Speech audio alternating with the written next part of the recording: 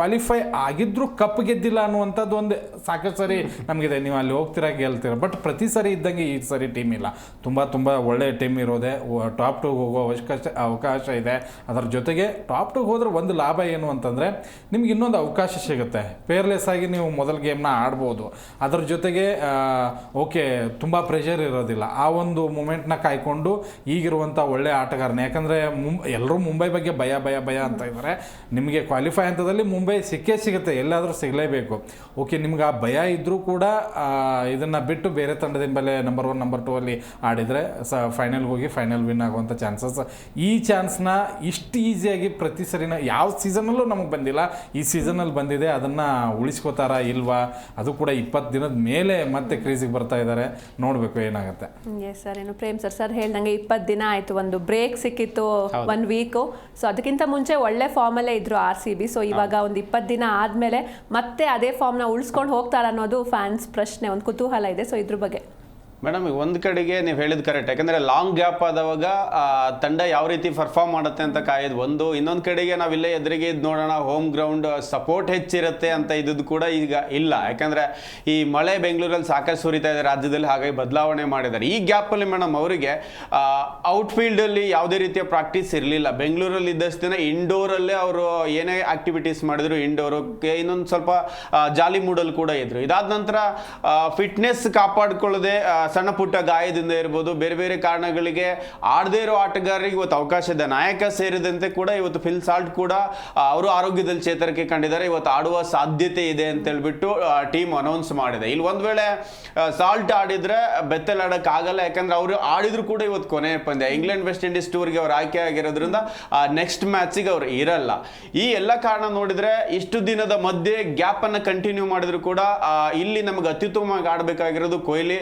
ಆ ಫಾರ್ಮ್ ಏನಿತ್ತು ಅದನ್ನ ಕಂಟಿನ್ಯೂ ಮಾಡಬೇಕು. ಅವ್ರು ಕಂಟಿನ್ಯೂ ಮಾಡಿದ್ರೆ ತಂಡಕ್ಕೊಂದು ಓಪನಿಂಗ್ ಅಲ್ಲಿ ಒಂದು ಆಸರೆ ಆಗುತ್ತೆ. ಇನ್ನು ಸಾಲ್ಟ್ ಒಂದು ವೇಳೆ ಬಂದ್ರೆ ಅವರ ಬಿಗ್ ಶಾಟ್ಗಳನ್ನೇ ಮತ್ತೆ ಕಂಟಿನ್ಯೂ ಮಾಡ್ತಾರ ಅಥವಾ ಫಾರ್ಮ್ ಅಲ್ಲಿ ಏನಾದ್ರು ಎಡುತ್ತಾರ ಅನ್ಬೇಕು. ಯಾಕಂತ ಹೇಳಿದ್ರೆ ಏಕನಾಥ್ ಸ್ಟೇಡಿಯಂ ಅಲ್ಲೇ ಸ್ಪಿನ್ ಮೋಡಿ ನಡೆಯುತ್ತೆ, ಬೌನ್ಸಿ ಟ್ರ್ಯಾಕ್ ಅಥವಾ ವೇಗದ ಬೌಲರ್ಗಳಿಗೆ ಕೂಡ ನೆರವಾಗುತ್ತೆ. ಈ ಎಲ್ಲ ಆಂಗಲ್ ಇರೋದ್ರಿಂದ ಒಂದ್ ಕಡೆಗೆ ಏಕನಾಥ್ ಸ್ಟೇಡಿಯಂ ಅಲ್ಲಿ ಆಡ್ಬೇಕಾದ್ರೆ ಬಹಳಷ್ಟು ಮನಗಾಣಬೇಕಾಗತ್ತೆ. ಇನ್ನೊಂದ್ ಕಡೆಗೆ RCB ಪ್ಲಸ್ ಅಂದ್ರೆ ಲಕ್ನೋದಲ್ಲಿ ಕೃಣಾಲ್ ಪಾಂಡೆ ಆಡ್ತಾ ಇದ್ರು. ಆ ಪಿಚ್ಚಲ್ಲಿ ಅವರು ಸಾಕಷ್ಟು ಹೋಮ್ ಗ್ರೌಂಡ್ ಇದ್ದಂಗಿರುತ್ತೆ. ಇನ್ನೊಂದ್ ಕಡೆಗೆ ಸನ್ರೈಸ್ ಹೈದರಾಬಾದ್ಗೆ ಒಂದಿಷ್ಟು ಏನಾದ್ರು ಪ್ಲಾನ್ ಮಾಡ್ಬೇಕಂತ ಹೇಳಿದ್ರೆ ಹರ್ಷಲ್ ಪಟೇಲ್ ಸಾಕಷ್ಟು ದಿನ RCB ಡ್ರೆಸ್ಸಿಂಗ್ ರೂಮ್ ಸೇರ್ ಮಾಡಿದ್ರು. ಪಾಟೀಲ ಮೇ ಬಿ ನಾಯಕ ಅವ್ರದ್ದೊಂದಿಷ್ಟು ಇನ್ಪುಟ್ ಗಳನ್ನ ತೆಗೆದುಕೊಳ್ತಾರೆ. ಇನ್ನೊಂದ್ ಕಡೆಗೆ ಕಳೆದ ಮ್ಯಾಚ್ ಬಗ್ಗೆ ನಾವು ನೋಡೋದಾದ್ರೆ ಪ್ರತಿಯೊಬ್ಬ ಬೌಲರ್ ಕೂಡ ನಾಯಕ ಪ್ಯಾಟ್ ಕಮಿನ್ಸ್ ಇಂದ ಹಿಡಿದು ಎಲ್ಲರೂ ಕೂಡ ಫೇಲ್ಯೂರ್ ಅನ್ನ ಕಂಡಿದ್ದಾರೆ ಮೇಡಮ್. ಹಾಗಾಗಿ ಅವ್ರ ಮೇಲೆ ಅದೇ ರೀತಿಯ ಒಂದು ಅಸ್ತ್ರವನ್ನ ನಾವು ಪ್ರಯೋಗ ಮಾಡಬಹುದು. ಇನ್ನೊಂದ್ ಕಡೆಗೆ ಆರಂಭಿಕ ಶೂರರಾಗಿ ಬಹಳ ಅದ್ಭುತವಾಗಿ ಆಡಿದ್ರು. ಮೊದಲ ಪಂದ್ಯವನ್ನ ನೋಡಿದ್ರೆ ಈ SRH ಬಿಟ್ರೆ ಈ ಸರಿ ಕಪ್ಪೆತ್ತರ್ ಯಾರು ಇಲ್ಲ ಅನ್ನಷ್ಟು ಮಟ್ಟಿಗಿತ್ತು. ಅದಾದ ಬಳಿಕ ಅವ್ರು ಫೇಲ್ಯೂರ್ ನೋಡಿದಿವಿ. ಈಗ ನೆಕ್ಸ್ಟ್ ಕಳೆದ ಮ್ಯಾಚ್ ಅಲ್ಲಿ ಅಭಿಷೇಕ್ ಶರ್ಮಾ ಒಬ್ರು ಚೇತರಿಕೆ ಕಂಡಿದ್ದಾರೆ, ಇಶಾನ್ ಕಿಶನ್ ಸ್ವಲ್ಪ ಆಡಿದ್ರೆ ಕ್ಲಸನ್ ಆಡ್ತಾರೆ ಯಾವಾಗ ಕೂಡ. ಈ ಆಟಗಾರ ಹೊರತುಪಡಿಸಿದ್ರೆ ಬೇರೆಯವರೆಲ್ಲರೂ ಕೂಡ ಇನ್ನ ಫಾರ್ಮ್ ಒದ್ದಾಡ್ತಾ ಇದ್ದಾರೆ ನಮಗೆ. ಹಾಗಾಗಿ ಬೌಲಿಂಗ್ ಬ್ಯಾಟಿಂಗ್ ಎರಡೂ ಕೂಡ ಒಳ್ಳೆ ತಂಡ ಇದ್ರು ಬ್ಯಾಲೆನ್ಸ್ ಇಲ್ಲ. ಇನ್ನೊಂದ್ ಕಡೆಗೆ ಪಾಟೀಲಿಗೆ ಹೇಳಿದ ಹಾಗೆ ನಮಗೆ ಕ್ವಾಲಿಫೈ ಆಗಿದ್ರು ಕೂಡ ಕಪ್ ಎತ್ತಿಲ್ಲ. ಯಾಕಂದ್ರೆ ನಾವು ಮೊದಲ 2 ಸ್ಥಾನದಲ್ಲಿ ಇರಬೇಕು. ಯಾಕಂದ್ರೆ ಕಳೆದ 9 ವರ್ಷಗಳಿಂದ ನಾವು 1 ಮತ್ತು 2ನೇ ಸ್ಥಾನಕ್ಕೆ ಬಂದಿಲ್ಲ. 2016 ಅಲ್ಲಿ ಬಂದಿದ್ದೀವಿ, ಅಲ್ಲೂ ಕೂಡ ರನ್ನರ್ ಅಪ್ ಆಗಿದ್ದೀವಿ. ಹಾಗೆ ಅಲ್ಲೂ ಕಪ್ಪೆತ್ತಿಲ್ಲ ನಾವು.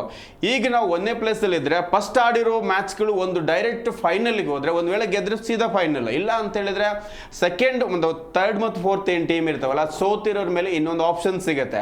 ಆ ನಿಟ್ಟಿನಲ್ಲಿ ಇವತ್ತು ಪಾಯಿಂಟ್ ಟೇಬಲ್ಗೆ ಹೋರಾಟ ಮಾಡ್ಬೇಕು. ಆಲ್ರೆಡಿ ಕ್ವಾಲಿಫೈ ನಾವು ನಾವು ಹೋಗ್ತಾ ಇದೀವಿ. ಮುಂದಿನ ವರ್ಷಕ್ಕೆ ಒಂದಿಷ್ಟು ಆತ್ಮವಿಶ್ವಾಸ ಇರಲಿ, ಒಂದಿಷ್ಟು ಏನಾದ್ರೂ ಆ ತಂಡದ ಗೌರವ ಉಳಿಲಿ ಅಂತ ಪರ್ಫಾರ್ಮ್ ಮಾಡೋ ಆಟಗಾರ ಏನಾರು ಮಾಡಿದ್ರೆ ಕಷ್ಟ ಆಗತ್ತೆ ಗೆಲುವು. ಆದ್ರೆ ಈಸಿ ಇದೆಯಪ್ಪ ಸನ್ರೈಸ್ ಅಂತ ತಗೊಂಡ್ರು ಕೂಡ ನಾಯಕನಿಗೆ ಹೊಡ್ತಾ ಆಗತ್ತೆ. ನಾಯಕ ಇವತ್ತು ಆಡಿದ್ರೆ ಎಷ್ಟರ ಮಟ್ಟಿಗೆ ತಂಡವನ್ನ ಬಿಲ್ಡ್ ಮಾಡ್ಕೊಂಡು ಹೋಗ್ತಾರೆ ನೋಡ್ಬೇಕು. ಅದೇನು ಅಂದ್ರೆ SRH ಕಳ್ಕೊಳ್ಳೋದೇನು ಇಲ್ಲ, ಕರೆಕ್ಟ್. ಫ್ರೀ ಮೈಂಡ್, ಈ ಫ್ರೀ ಮೈಂಡ್ ಅಲ್ಲಿ ಆಡ್ತಾರೆ. ನಾವು ಗೆಲ್ಬೇಕು. ಈಗ ನೋಡಿ ನಿನ್ನೆ LSGಗೂ ಕಳ್ಕೊಳ್ಳೋದೇನು ಇರಲಿಲ್ಲ, ಬಟ್ ಅವ್ರ ಟೀಮ್ ಚೇಂಜ್ ಮಾಡಲಿಲ್ಲ. ಯಾಕಂದ್ರೆ ಮುಂದಿನ ವರ್ಷಕ್ಕೆ ಒಂದು ಆತ್ಮವಿಶ್ವಾಸ ಬೇಕಾಗತ್ತೆ ಪ್ರೇಮ್ ಹೇಳ್ದಂಗೆ. ಬಟ್ ಇವತ್ತಿನ ಪಂದ್ಯದಲ್ಲಿ SRH ನಾವು ಅಷ್ಟು ಹಗುರವಾಗಂತೂ ಪರಿಗಣಿಸಕ್ಕಾಗಲ್ಲ. ಯಾಕಂದ್ರೆ ಹೊಡಿಬಡಿ ಆಟಗಾರರಿದ್ದಾರೆ, ಅವರು 300 ತಲೆಯಲ್ಲಿ ಇಟ್ಕೊಂಡಿದ್ದೆ ಅವ್ರಿಗೆ ದೊಡ್ಡ ಮೈನಸ್ ಆಗಿರೋದು. ಹೆಡ್ ಕೂಡ ನೋಡಿ, ಟ್ರಾವಿಸ್ ಹೆಡ್ ಅವ್ರಿಗೆ ಕೊರೋನಾ ಆಗಿತ್ತು, ಬಟ್ ಇಂಜುರಿ ಅಲ್ಲ, ಕೊರೋನಾಯಿಂದ ಹೊರಗಡೆ ಬಂದಿದ್ದಾರೆ. ಇವತ್ತಿನ ಮ್ಯಾಚ್ ಆಡ್ಬೋದು ಅಂತಾನು ಕೂಡ ಹೇಳ್ತಾ ಇದ್ದಾರೆ. ಬಟ್ ಇವತ್ತು RCB ಯಾರು ಆಡ್ತಾರೆ ಅನ್ನೋದು ತುಂಬಾ ಇಂಪಾರ್ಟೆಂಟ್ ಆಗುತ್ತೆ. ಬದಲಾವಣೆ ಮಾಡ್ಕೋತಾರ, ಹ್ಯಾಸಲ್ವುಡ್ ಇರ್ತಾರ, ಲುಂಗಿ ಅಂಗಡಿ ಇರ್ತಾರ. ಲುಂಗಿ ಅಂಗಡಿ ಒಂದೇ ಪಂದ್ಯ ಕಾಡಿದ್ರೆ ಅವ್ರನ್ನ ಯಾಕೆ ಆಡಿಸ್ಬೇಕು, ಈ ಕಡೆ ಅಗರ್ವಾಲ್ ಬರ್ತಾರ, ಪಡಿಕಲ್ನೇ ಚಿಕಾರನ್ನ ಆಡಿಸ್ತಾರ. ಕನ್ಫ್ಯೂಷನ್ಗಳು ಜಾಸ್ತಿ ಇದೆ. ಬಟ್ ಲಾಸ್ಟ್ ಟೈಮ್ ನಾವು ಗೆದ್ದಿದ್ರಲ್ಲಿ ಒಂದು 10-20% ಚೇಂಜ್ ಆಗಲೇಬೇಕು ಇವತ್ತಿನ ಪಂದ್ಯದಲ್ಲಿ. ನೋಡಿ RCB ಪರಕ್ಕೆ ಹೋದ್ರೆ ನಾವೀಗ ಸಾಲ್ಟ್ ಅಂತೂ ಇದ್ದೇ ಇರ್ತಾರೆ. ಯಾಕೆಂದ್ರೆ ಈಗ ನಾವು ಬೆಥಲ್ನ ಇವತ್ತು ಆಡಿಸ್ತೀವಿ ಅಂತಂದ್ರೆ ಬೆಥಲ್ ಪ್ಲೇ ಆಫ್ಗೆ ಇರಲ್ಲ.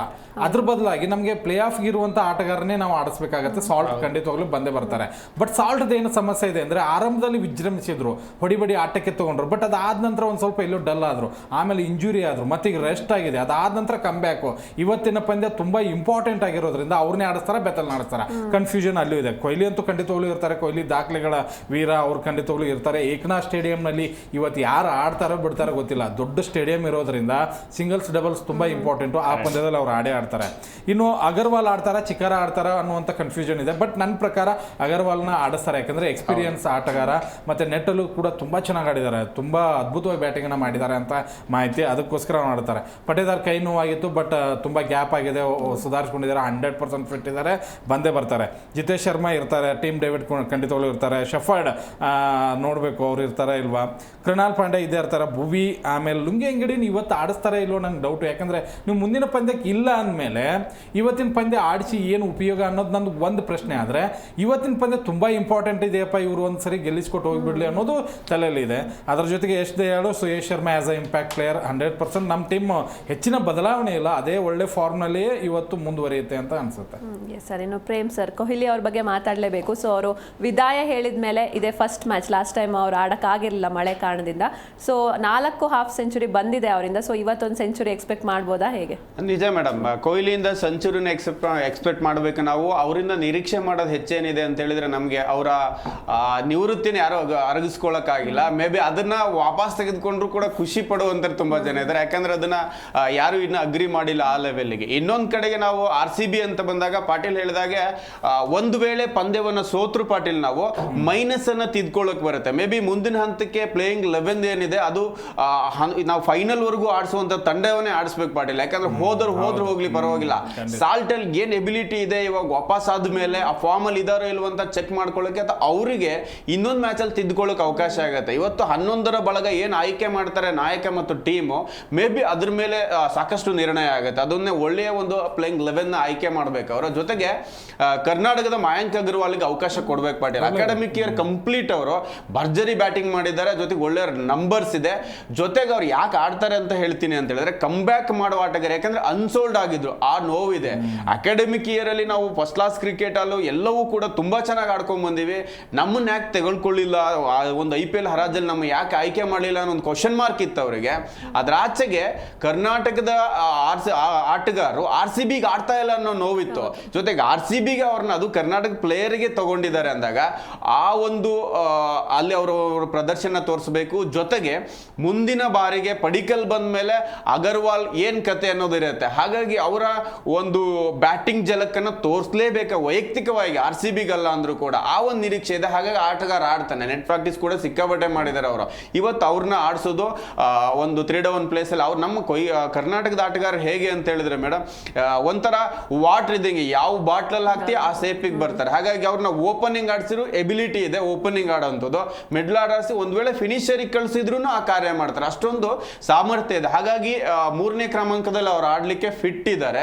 ಇನ್ನೊಂದ್ ಕಡೆಗೆ ಕೊಹ್ಲಿ ಬ್ಯಾಟ್ ಸದ್ದು ಮಾಡಬೇಕು. ಪಾಟೀಲ್ ಹೇಳಿದಂಗೆ ಏಕನ ಸ್ಪಿನ್ನಿಗೆ ನಿರೀಕ್ಷೆ ಆಗುವಂತ ಪಿಚ್. ಒಂದು ವೇಳೆ ಸ್ಪಿನ್ ಅಲ್ಲಿ ವರ್ಕೌಟ್ ಆಗ್ತಿದೆ ಅಂದಾಗ ಅಥವಾ ಎಡ್ಜ್ ಆದ್ರೂ ಕೂಡ ಕ್ಯಾಚ್ ಆಗ್ತವೆ, ಅಥವಾ ಮಿಸ್ ಸ್ಯಾಟ್ ಆದ್ರೂ ಕೂಡ ಒಂದು ಸೆಲೆಕ್ಷನ್ ಅಲ್ಲಿ ಒಂಚೂರು ಟೈಮಿಂಗ್ಸ್ ಬೇರೆ ಆದ್ರೂ ಕೂಡ ಕ್ಯಾಚ್ ಆಗುತ್ತೆ. ಈ ಎಲ್ಲವನ್ನ ನೋಡಿದ್ರೆ ಒಂದು ಸಿಂಗಲ್ ತೆಗೆಯುವಂತ ಒಂದು ಯಾಕಂದ್ರೆ ವಿಕೆಟಲ್ಲಿ ಒಂದು ಸ್ಲೋ ಪಿಚ್ ಇರ್ಬೋದು ಅಥವಾ ಸ್ಪೀಡ್ ಇರ್ಬೋದು ಮೇಡಮ್. ಅಲ್ಲಿ ಕೊಹ್ಲಿಯ ರನ್ನಿಂಗ್ ಬಿಟ್ವೀನ್ ಇದೆಯಲ್ಲ, ಅವ್ರ ಜೊತೆ ಆಡೋ ಆಟಗಾರರಿಗೆ ಗೊತ್ತಿರುತ್ತೆ ಅವ್ರು ಎಷ್ಟು ಸ್ಪೀಡ್ ಓಡ್ತಾರೆ ಅಂತ.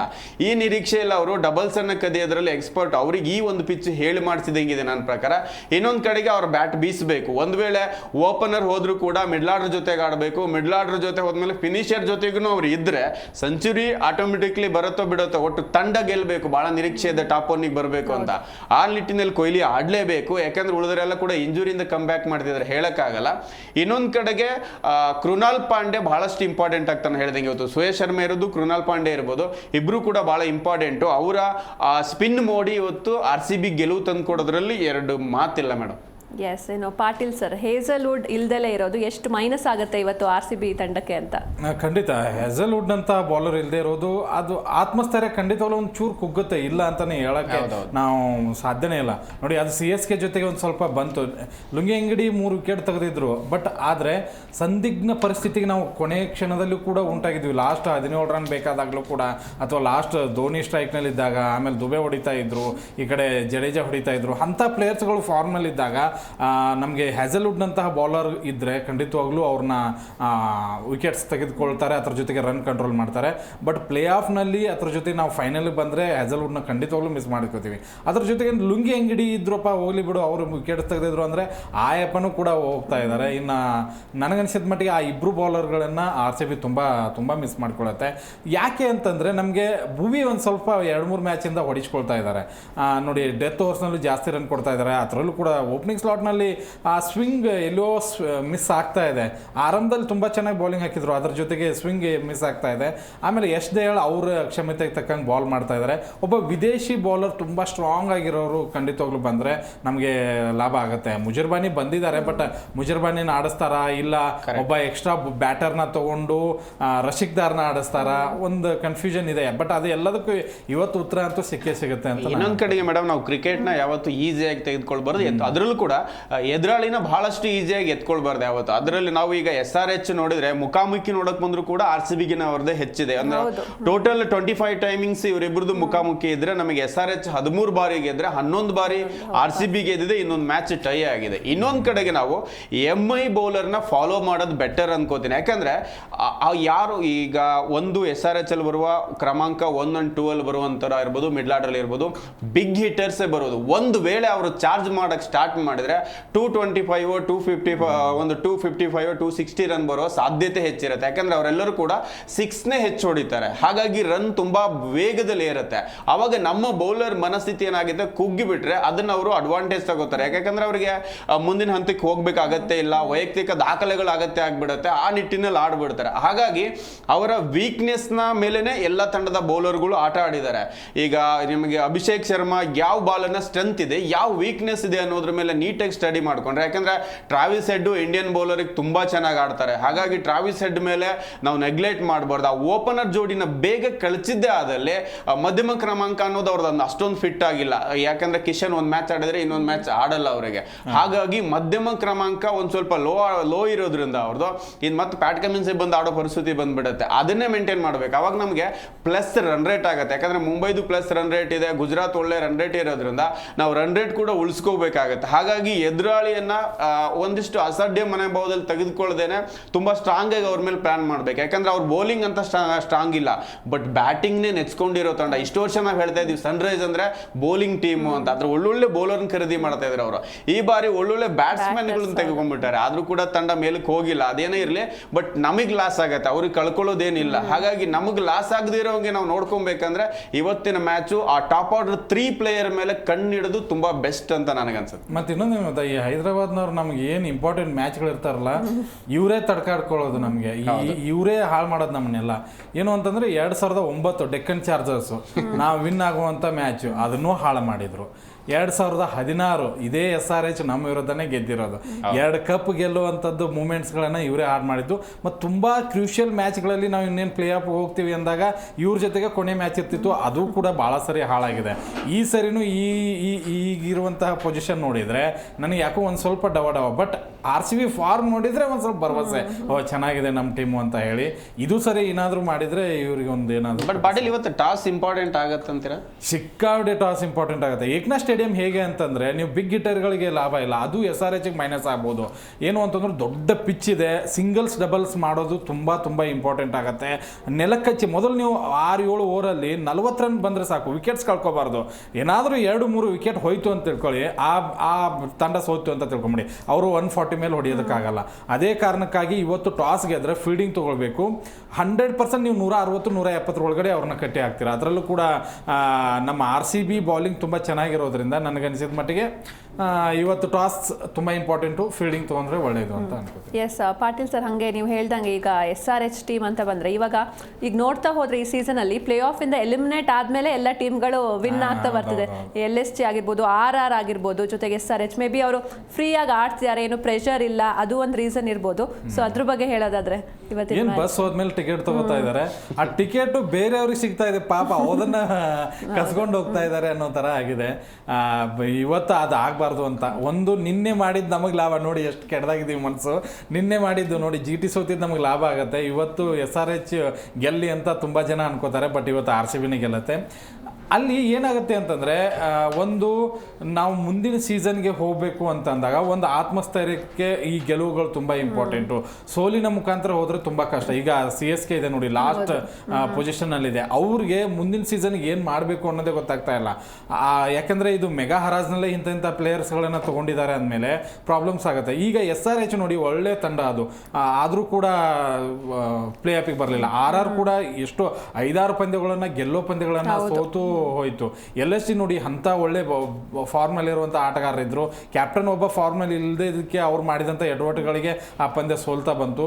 SRHನ ನಾವು ಆ ರೀತಿಯಾಗಿ ಹಗುರವಾಗಿ ತಗೊಳಕ್ಕಾಗಲ್ಲ. ಅಲ್ಲಿ ಬ್ಯಾಟಿಂಗ್ ತುಂಬ ಸ್ಟ್ರಾಂಗ್ ಇದೆ. ಅವ್ರು ಸೋತ್ರೆ ಬೌಲಿಂಗಲ್ಲಿ ಸೋಲ್ತಾರೆ ಅಷ್ಟೇ. ಅದನ್ನು ಬಿಟ್ಟರೆ ಬ್ಯಾಟಿಂಗಲ್ಲಿ ನೋಡಿ ಅಭಿಷೇಕ್ ಶರ್ಮಾ ಆಗಿರ್ಬೋದು, ಕ್ಲಸನ್ ಆಗಿರ್ಬೋದು, ಹೆಡ್ ಇವತ್ತೇನಾದರೂ ಬಂದರೆ ಅವರು ಕೂಡ ನಮಗೆ ತಲೆನೋವಾಗ್ತಾರೆ. ಕವಿಂದು ಮೆಂಡಿಸ್ ಕಳೆದ ಮ್ಯಾಚಿನ ಹೀರೋ ಅವರು. ಅದ್ರ ಜೊತೆಗೆ ಇಶಾನ್ ಕಿಶನ್ ಒಬ್ಬರು ಮೊದಲ ಪಂದ್ಯದಲ್ಲಿ ಸೆಂಚುರಿ ಹೊಡೆದ್ರು, ಅದಾದಮೇಲೆ 2 ಪಟಾಕಿ ಆದರು.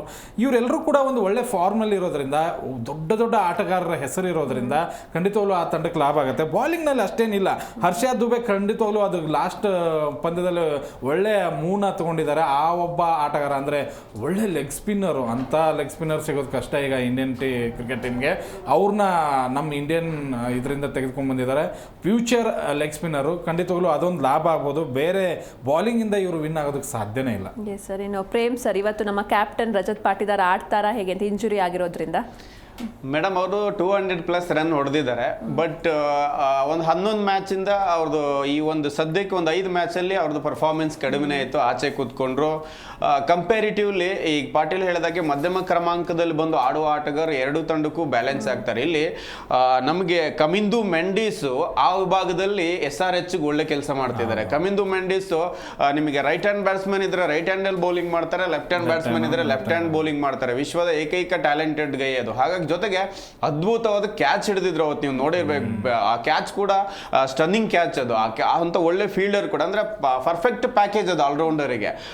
ಜೊತೆಗೆ ಹರ್ಷಲ್ ಪಟೇಲ್ ಕೂಡ ನಿಮಗೆ ಲಾಸ್ಟ್ 150 ವಿಕೆಟ್ ತೆಗೆದು ಅದರಲ್ಲೂ ಕೂಡ ಅವರು ವಿಕೆಟ್ ಟೇಕಿಂಗ್ ಬೌಲರ್ ನಾನು ಅಂತೇಳಿ ಹೇಳಿದ್ದಾರೆ. ಜೊತೆಗೆ RCB ಗರ್ಡಿಯಲ್ಲೇ ಇರೋದ್ರಿಂದ ಸ್ಟ್ರೆಂತ್ ಅಂಡ್ ವೀಕ್ನೆಸ್ ಸ್ವಲ್ಪ ಗೊತ್ತಿರುತ್ತೆ. ಸೊ ಪ್ಲಸ್ ಆಗುತ್ತೆ ಅವರು ಡೆತ್ತಲ್ಲಿ ವಿಕೆಟ್ ತೆಗಿಯೋರು. ಇಲ್ಲಿ ಡೆತ್ತಲ್ಲಿ ಆಡೋ ಆಟಗಾರರಲ್ಲಿ ನಮಗೆ, ನಾನು ಯಾಕೆ ಮೆಂಡೀಸ್ ಹೆಸರು ಹೇಳಿದೆ ಅಂತ ಹೇಳಿದ್ರೆ, ಅದೇ ವಿಭಾಗದಲ್ಲಿ ಆಡಬೇಕಾಗಿರೋದು ನಮ್ಮ ನಾಯಕ. ಇಂಜುರಿ ಆಗಿದೆ, ಮತ್ತೊಂದಾಗಿದೆ, ಓಕೆ. ಜೊತೆಗೆ ನಾಯಕನಿಗೆ ಒತ್ತಡದ ಸ್ಥಿತಿಯಲ್ಲಿ ಕೃಣಾಲ್ ಪಾಂಡ್ಯ ಬ್ಯಾಟ್ ಬೀಸಿದ್ದಾರೆ, ಬಟ್ ನಮ್ಮ ನಾಯಕ ಬ್ಯಾಟ್ ಬೀಸಿಲ್ಲ. 1-2 50 ಬಾರಿಸಿದ್ರು ಕೂಡ ಒತ್ತಡದ ಸಂದರ್ಭದಲ್ಲಿ ಬಂದಿಲ್ಲ. ಜೊತೆಗೆ ಒತ್ತಡದ ಸಂದರ್ಭವನ್ನ ನಾಯಕನ ಮೇಲೆ ಹಾಕೇ ಇಲ್ಲ. ಅದು ಕ್ಯಾಪ್ಟನ್ಸಿ ಇರ್ಬೋದು ನಿಮಗೆ, ಅಥವಾ ಬ್ಯಾಟಿಂಗೇ ಇರ್ಬೋದು. ಕ್ಯಾಪ್ಟನ್ಸಿ ಅಂತ ಬಂದಾಗ ಇಡೀ ತಂಡ ಅವರಿಗೆ ಸಾಥ್ ಕೊಡುತ್ತೆ, ಕೊಹ್ಲಿ ಇನ್ಕ್ಲೂಡಿಂಗ್. ಅದರಲ್ಲಿ ಪ್ರಮುಖ ಅಸ್ತ್ರ ಕೊಹ್ಲಿನೇ. ಅವರಿಗೆ ಯಾವತ್ತೂ ಕೂಡ ಒತ್ತಡನೇ ಹಾಕಿಲ್ಲ. ಜೊತೆಗೆ ನಿಮಗೆ ಬ್ಯಾಟಿಂಗ್ ಅಂತ ಬಂದಾಗ ಕೂಡ ಪವರ್ ಪ್ಲೇ ಭರ್ಜರಿ ಬ್ಯಾಟಿಂಗ್ ಮಾಡಿದ್ದಾರೆ ಪಾಟೀಲ್ ಅವರು. ಯಾವುದೇ ರೀತಿ ಇವರಿಗೆ ಒತ್ತಡ ಇಲ್ಲ. ಅಲ್ಲಿ ಒಂದು ವೇಳೆ ಅಂತ ಸಿಚುಯೇಷನ್ ಸಿಕ್ಕರೆ ಅಥವಾ ಫ್ರೀ ಹ್ಯಾಂಡ್ ಬಂದ್ರೆ ಕೂಡ ಅದ್ಭುತವಾದ 6 ಹೊಡಿಬಹುದು. ಯಾಕಂದ್ರೆ ಅದ್ರ ನಂತರ ಕೂಡ ಟೀಮ್ ನ ಮೇಂಟೈನ್ ಮಾಡ್ಲಿಕ್ಕೆ ನಿಮಗೆ ಪಾಂಡೆ ಇರ್ತಾರೆ. ನಂತರ ಅಲ್ಲಿ ನಮಗೆ ಬಿಗ್ ಹಿಟರ್ ಡೇವಿಡ್ ಇದ್ದಾರೆ. ಹಾಗಾಗಿ ಬಿಗ್ ಹಿಟರ್ ಪಡೆನೇ ಇದೆ. ಅವ್ರ ಕೆಲಸ ಅವ್ರು ಒಂದು 30 ಬಾಲ್ ಆಡಿದ್ರು ಕೂಡ, ಸಾರಿ ಒಂದು 20 ಬಾಲ್ ಆಡಿದ್ರು 30 ರನ್ ಹೊಡೆದ್ರೆ ಸಾಕು ಅವ್ರ ತಂಡಕ್ಕೆ. ಬಟ್ ಇವತ್ತು ಆಡ್ಲೇಬೇಕು ಅವ್ರು. ಯಾಕಂದ್ರೆ ನಾವ್ ಯಾವಾಗೂ ಕೊಹ್ಲಿನೇ ನೆಚ್ಕೊಳಕ್ಕಾಗಲ್ಲ, ಯಾವಾಗೂ ಸಾಲ್ಟ್ನೇ ನೆಚ್ಕೊಳಕ್ಕಾಗಲ್ಲ. 11 ಪ್ಲೇಯರ್ ಪರ್ಫಾರ್ಮ್ ಮಾಡಿದ್ರೆ ಮಾತ್ರ ಗೆಲ್ಲಕ್ ಸಾಧ್ಯ. ಅದಕ್ಕೆ ನಾವು ಮುಂಬೈನ ಎಕ್ಸಾಂಪಲ್ ತಗೋಬೇಕು. ಮೊನ್ನೆ ಓಪನಿಂಗ್ ಗೋಯಿಂಗ್ ಡೌನ್ ಆದವಾಗ ಮಿಡ್ಲ್ ಆರ್ಡರ್ ಪ್ಲೇಯರ್ಗಳು ಆಡಿದ್ರು, ಬಂದಂತ ಬೌಲರ್ಗಳು ಆ ಕಡಿಮೆ ಮೊತ್ತವನ್ನು ಹೇಗೆ ಡಿಫೆಂಡ್ ಮಾಡ್ಕೊಬೇಕಂತ ಆಡಿದ್ರು. ಅದನ್ನೆಲ್ಲವೂ ಕೂಡ RCB ಕಲಿಬೇಕು. ಜೊತೆಗೆ RCB ನಾಯಕ ಬ್ಯಾಟಿಂಗ್ ಅಲ್ಲಿ ಇಂಪ್ರೂವ್ ಆಗ್ಲೇಬೇಕು ಮೇಡಮ್.